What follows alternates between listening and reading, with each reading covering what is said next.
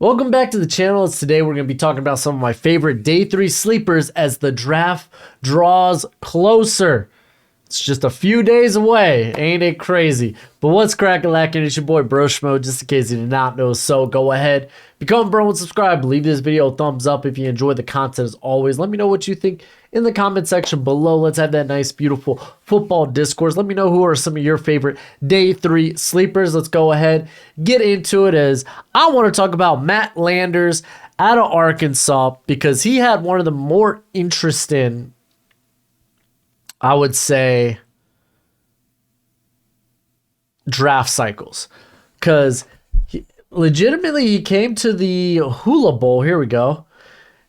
And dude was legitimately the most impressive athlete in terms of build, athleticism. You don't know, 6'4", 200 pounds. Ended up running a 4.37 40. His vert bra numbers were stupid good. And he only practiced Tuesday at the Hula Bowl before he bounced, which made me think this guy's going to be in the Shrine. This guy's going to be in the Senior Bowl. Didn't see him for either of those. Didn't see him until the Combine. So I was like,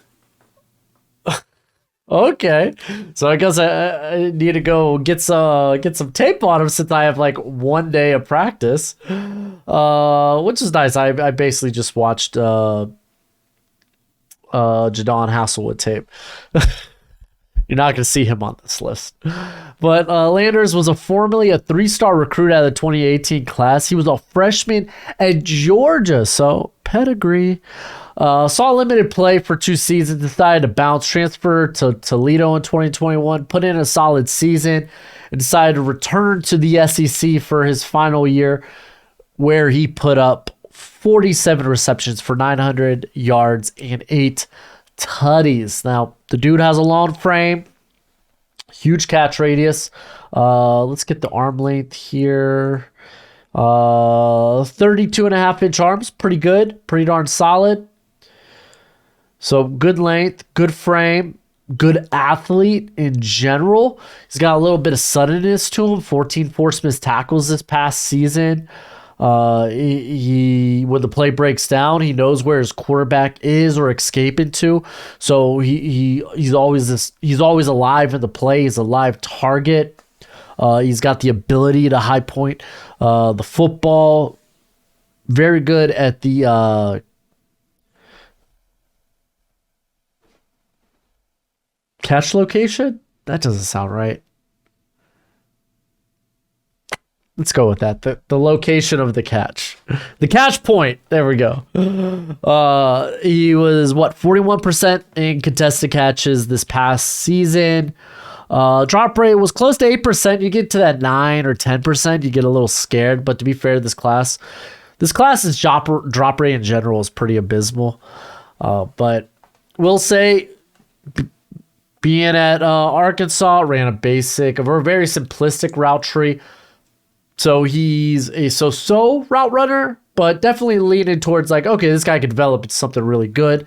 I was impressed by the vert and the broad. You saw explosiveness, or at least he was explosive in those drills.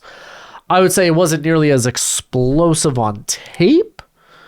You know, I thought there were a lot of times where he's running more complex routes or like comebacks and such, where he really gears down before making a move, which kind of telegraphs what his next move is.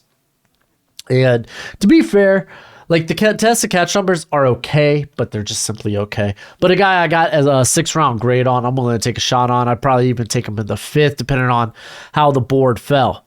Moving on to Jordan Howden out of Minnesota. I got a 7th-round grade on him, more like a late day 3 grade, so I'd be willing to take him in the 6th.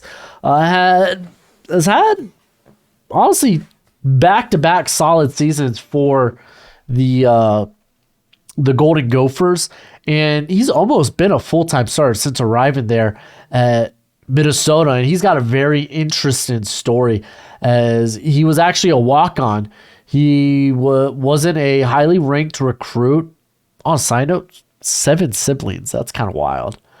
But it wasn't until his high school graduation. It wasn't really high, again, not high, not it was unranked recruit, not highly recruited.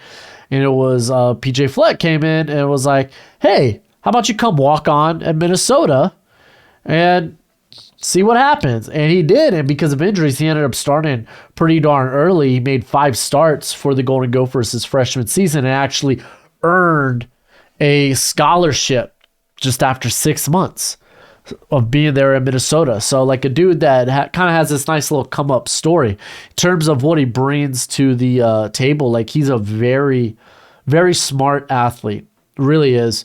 You like to build at 6 foot, 203. Like if we're going to look at some of his other numbers here, let me bring it up. Good missed tackle rate, 3%. Very good. A guy that has shown ability to play in the box and play in the slot. 5 pass breakups this past year with 2 interceptions. Allowed a pretty decent catch rate for the safety position at 52.6%. And like again, man, like he looks very like he's just in control, smooth mover, very good at diagnosing plays. However, I will say that sometimes like you'll see this in the run game where he just misdiagnosed the angle he needs to take when coming downhill to make a play. Like I think I've said this before, but like he'll get in the block of a ball carrier, but he's constantly driving by the house. Kind of like that phrase there, but like I would like to see, like, for how he tested out, I don't think he's nearly as good as an athlete. Like there was a noticeable difference between Howden and Tyler Nubbin, who actually returned. Like Nubbin would have been a top 75 player for me in this class. Noticeable difference in terms of the level of athletes that he was compared to Nubbin. So like I think Howden's moderate. Like he's fine. I think the numbers look good. I mean, you look at the combine, and he ended up jumping 6 more inches in the vert. It's like okay. I guess it kind of is what it is. He ran his agility drills at the Minnesota Pro Day. Those came back looking really good. And it's like, I think he's a smooth mover. I just don't think he's nearly, like, he doesn't play nearly as fast as he tested. And I'm kind of like skeptical about those scores anyway. But I just totally snorted right into the mic. My bad, guys. But all in all, man, I think he's in a kind of a down safety class. Like, to be fair, like there's solid guys in here, but like nothing spectacular. Like he's a guy I'd be like, you know what? This is at the very least going to be one hell of a special teamer. I'll take a shot on that. Next on the list, I don't believe I've really talked much about him on the channel. It's Jake Witt out of Northern Michigan. So a guy that admittedly, fun fact, if you're going to ask how much tape I've watched on this guy, maybe a game, perhaps. But 6'7", 302 to be fair. And this is why I got a late day 3 grade on him. First off, very thin offensive line class, very thin tackle class. So this guy kind of makes the cut because you're looking at those athletic traits and you're like, well, in this class, I mean, you might as well bet on a guy late day 3. Because the class just isn't that good. And when we talk about his athletic traits, we look at 33 and a half inch arms, 10-inch hands, huge wingspan, ran a 4.89 40. We got the vert at 37, which is just ludicrous. 123 inches in the broad. His agility drills were just nuts, and like, it's just kind of ridiculous, man. And like, to be fair, like from what I've seen from him, which again, admittedly, it's not a ton. Like you could see inconsistencies in the technique. Matter of fact, I mean, this guy, if we're gonna go look at his like profile leading up to like now him being potentially a draftable prospect, like he was a basketball player. So it's like, okay, no crap, this guy's technique's kind of all over the place and he's kind of raw. He played basketball at Michigan Tech in 2018. Didn't play any sports in 2019 as he transferred to Northern Michigan. Joined the football team in the spring of 2020. That year was canceled. Thank you, Rona. And then he was playing tight end to start the year in 2021, and then moved to right tackle to end the year, and then made his first start at left tackle this past season. So this is a guy that you're taking a dart throw at, and you're probably stashing him on the practice squad. Like, this guy, very likely too raw to even make a roster at this point.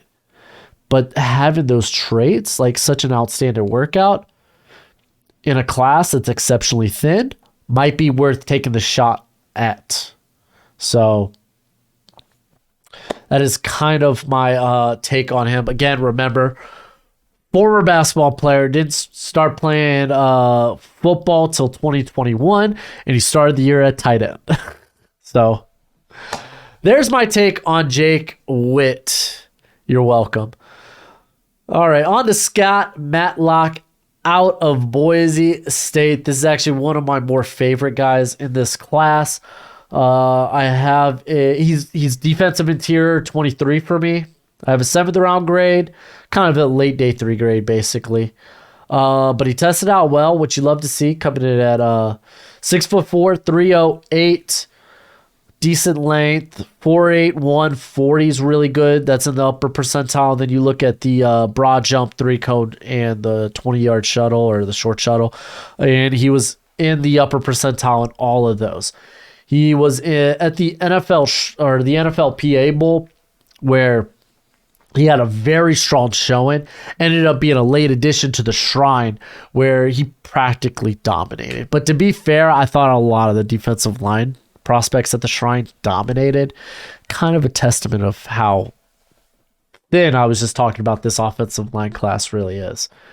But when we're talking about Matlock, he was a former 2-star recruit out of the 2018 class. Played golf and basketball in high school, so there we go. And has really started every game since 2020.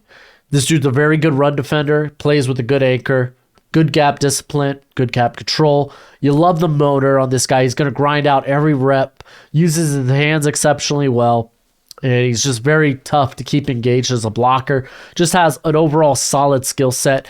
Probably profiles as a high-end rotation player someday. But my biggest question was the high-end athletics. I wonder how high-end it is. And then he answered those questions. I was like, oh my, maybe I need to write this guy higher. But to be fair, still put in some stuff together as a pass rusher. Only 11% win rate this past year.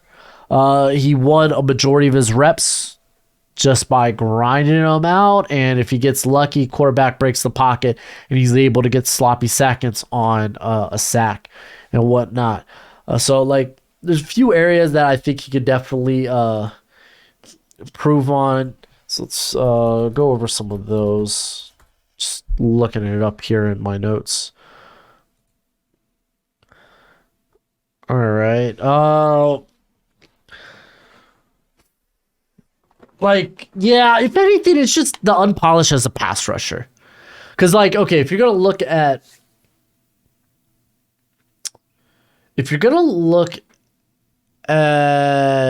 okay, I just want a good run defender. Typically, you can find good run defenders day 3.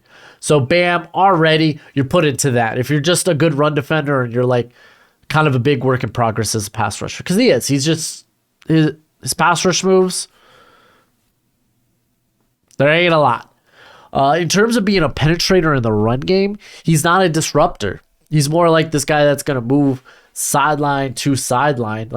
Just 6'4" tackles for loss this past season. To be fair, the defensive stops were up there. If you're unfamiliar, defensive stop is a PFF grade, which is basically plays that resulted or tackles that resulted in no gain to negative gains. So he's got actually quite a bit of those. So that's nice and fine. But still a dude that's just he's not going to be disruptive in the backfield. He will flow towards the action and he can make a play there. But again, you're kind of looking at a rotation perspective when it comes to that. So there is Scott Matlock for you. We're going to go ahead to Braden Willis out of Oklahoma. I've talked about him quite a bit. Talked about him in my tight end rankings. I kind of think he has this full H-back. I think that's what his role is in the NFL. 6'4", 241, former 3-star out of the 2018 class. It was actually pretty darn good this past season. 15 forced missed tackles is actually, I want to say it's like third or fourth most in this tight end class, as you got Sam Laporta, you got Dalton Kincaid, and I'm not sure if anyone actually had higher than that. Nope, yeah, he's the third highest. So you already love seeing that, a guy that can make plays after the catch. Primarily played special teams his first 2 years. I think that's what ultimately gets him drafted. Missed 2020 with a lower body injury, but 2021 he eventually took over the starter role from Austin Stogner, who, funny enough, I think he's back at Oklahoma after a year in South Carolina.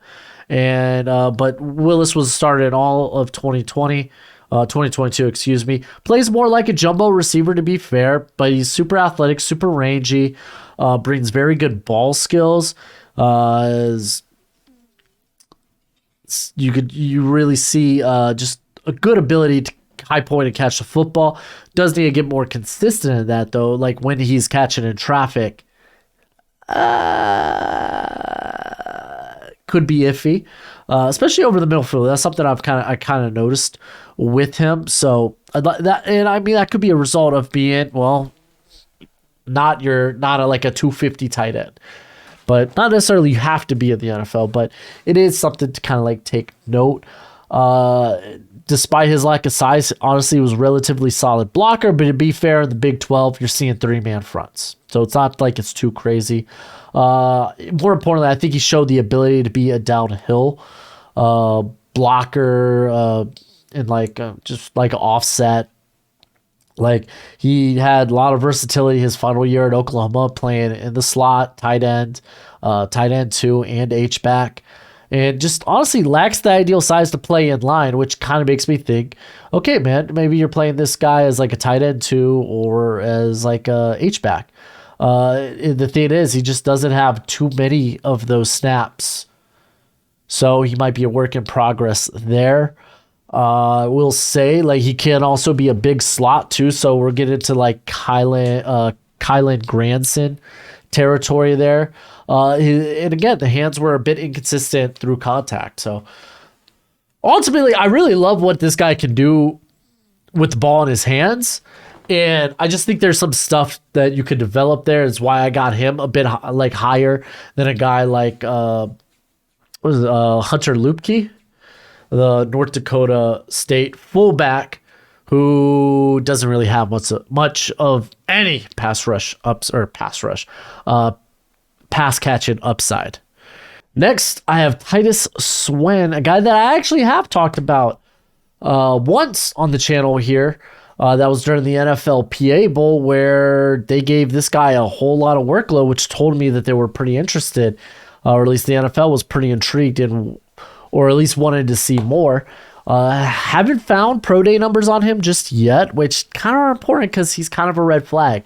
And we'll get to that right now, as Swen was a 3-star recruit out of the 2019 class, was mainly a rotation player in 2019 or his freshman season, opted not to play the 2020 season, and then remained a rotation player in 2021, but he led the team in touchdowns, made second team All-Mountain West there for Wyoming.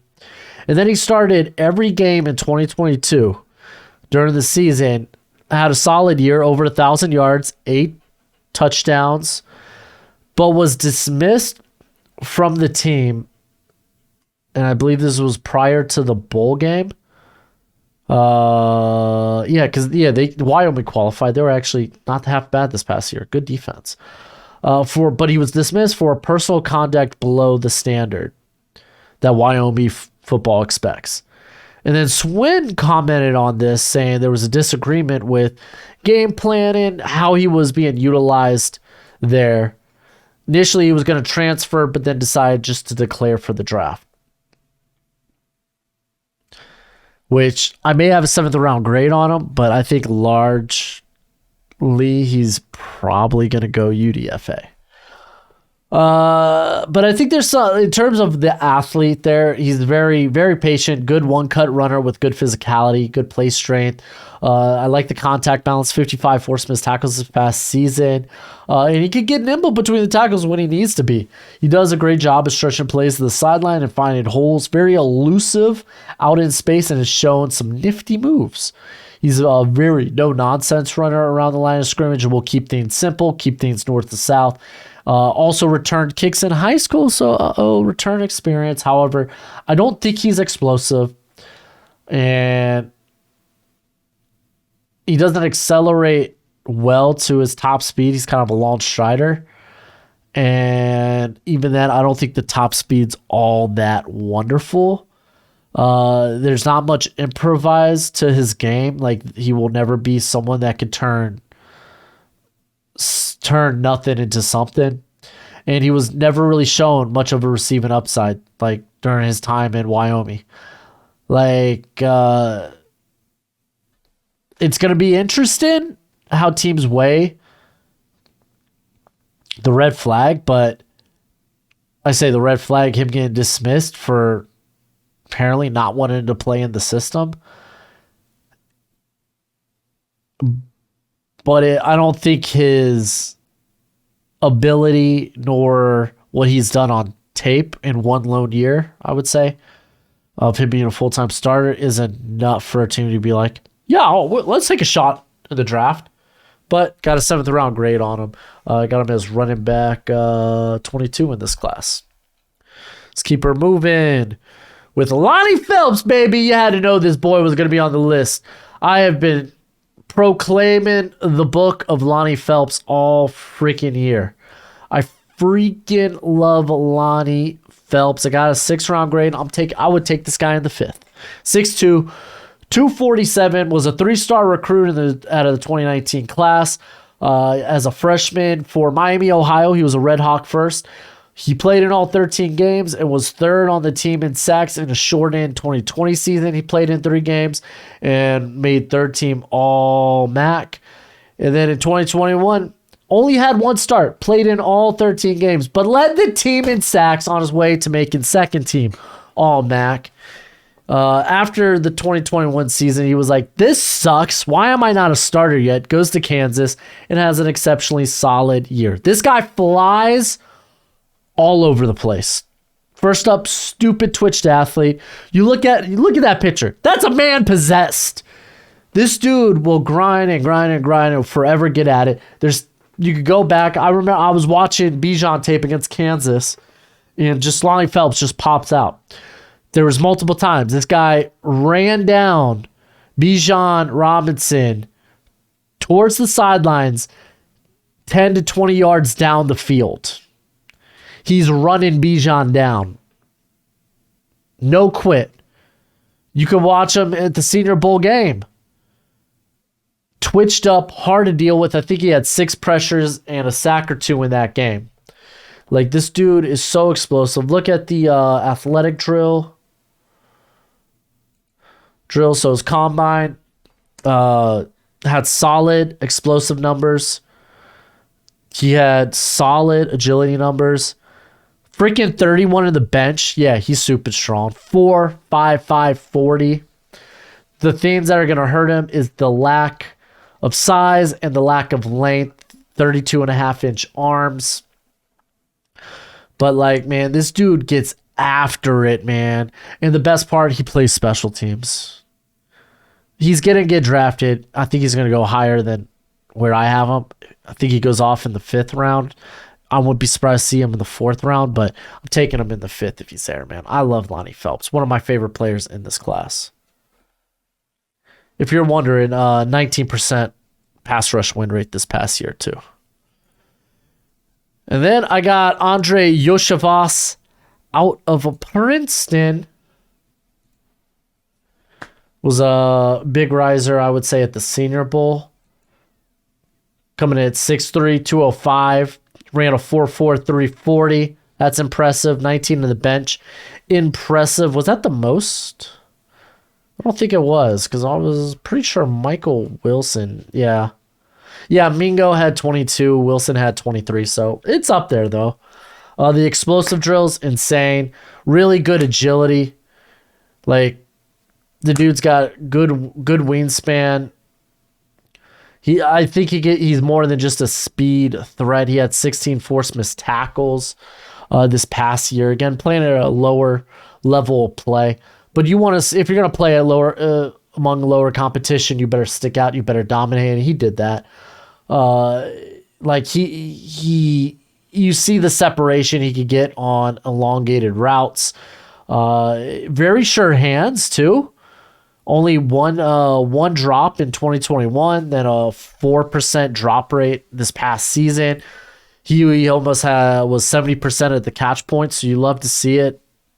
He played on the outside majority of the time there for Princeton. And like, dude, he has one of the most impressive non-catches at the Senior Bowl, where just he was led a little bit too far out to the sideline, but he makes the catch over who was it? Tyreek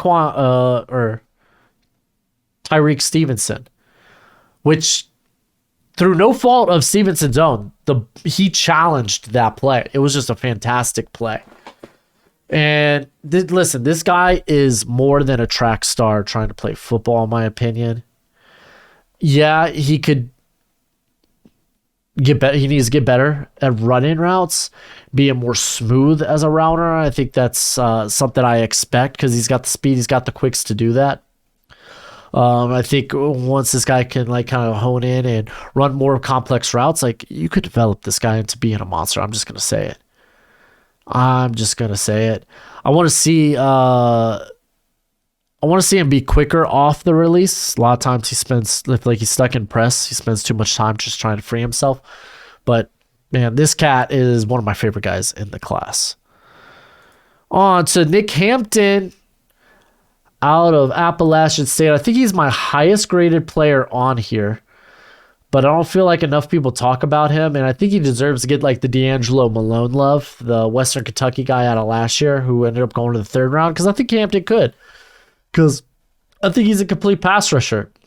Honestly, it's just him being sub 240 kind of sucks. But he's got almost 34-inch arms. He's got the length. 4.58 speed. Yeah, I guess you better be fast if you're 239.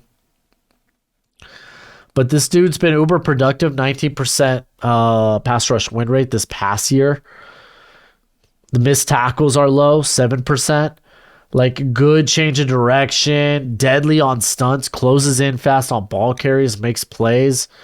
In general, just good length to make plays in space. Like, I don't want him playing in off coverage often, but he can do it. So you don't have to have him on the field always having to go after the passer. But he does, despite the lack of, I would say, power in his frame, he turns speed into power very effectively. Very, very effectively. I will say, though, I don't think he holds up well in the run game. That's kind of the big hiccup with him. Like, if he just can't win with speed, or if he gets stuck engaged, he's typically stuck, which kind of sucks. But this dude's just so well put together as pass rusher that we need to be talking more about him. It's just he gets stuck in this very good class. All right, and then finally, last person on the list here. I feel like this video's gone on long enough. It's Jeremy Banks out of Tennessee. Linebacker class, not great, but I think he's one of the better ones. You could have thrown Anthony Orgy here. I literally have these guys ranked right next to one another. They both have very similar weight, very similar measurements. So there is a very and they both tested out actually literally almost the same. Like, let's run through this between Banks and Orgy. Banks being 6'1", 232, Orgy 6'1", 230. Orgy does have bigger hands by a half an inch. Both have 32-inch arms, Both ran a 4.5 340. Banks is the only one that did the bench press. I didn't see if Orgy did his at his pro day, but Banks had 25 on the bench press. Orgy had a 38.5 in the vert, which edged out Banks by an inch, so both tested in the upper percentile. Banks had 5 inches more on the broad. Actually, Orgy had a considerably better 3-cone, but then Banks had the better shuttle. Like, they're very similar prospects. I think Banks is the better coverage linebacker. Orgy's a very good athlete that probably should make more plays in coverage than he did, which was really none, but very good around the line of scrimmage. And kind of, for the most part, at least his game at Vandy was a minimal gain type of guy. Like, okay, you'll catch underneath, but like, you're not going to get yards after that. But Banks had 4 pass breakups, 2 interceptions. Don't believe I mentioned the 2. No, my bad. No interceptions. He allowed 2 touchdowns. But 4 pass breakups, pretty darn good. If we're going to talk about the big hiccup with Banks, it's the red flag. To be fair, I don't think it's a red flag. I think it's, if anything, it's a testament to his ability to grow and mature. So, former 4-star out of the 2018 class, initially recruited as a running back, played running back his freshman season before switching to linebacker in 2019. Redshirted during the 2019 season, though, he was dismissed from the team for an altercation with police, with one being a traffic stop and the other being an altercation with a woman. He worked his way back on the team 10 months later, where coaches praised his work ethic, his growth and maturity.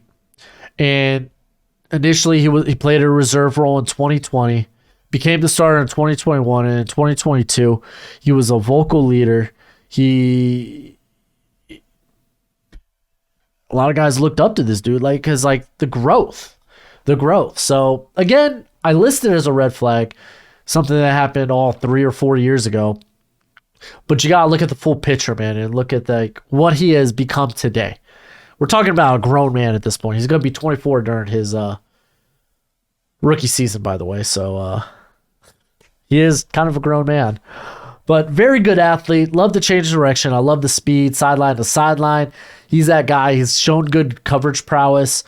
And again, kind of been the vocal leader there, shown real good grit, willing to square up on anybody. 12% missed tackle rate. It's kind of average for the position, so it's fine. But yeah, I mean, I think that in terms of like him and Orgy are very different in terms of how they treat the run. Orgy, very good run defender. You look at Banks, gets kind of lost in the traffic too often, too much. Gets tangled up with blockers.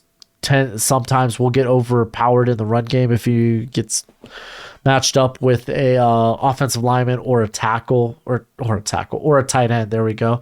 And he kind of does play at a 1 speed, and it's exceptionally fast. And he can be a bit too over aggressive at times. But like, there's a lot to really like about like both Jeremy Banks, and I had to mention Anthony Orgy here too. They're kind of my favorite mid-round guys at the linebacker position. But that's it for the video. Those are some of my sleepers. I'm sure y'all got a ton. I mean, there's other guys I would like to talk about here, but not enough time. And it's honestly a lot of guys I probably have already mentioned before. But go ahead and do the YouTube thing. As always, until next time, you be easy, my friends. Later.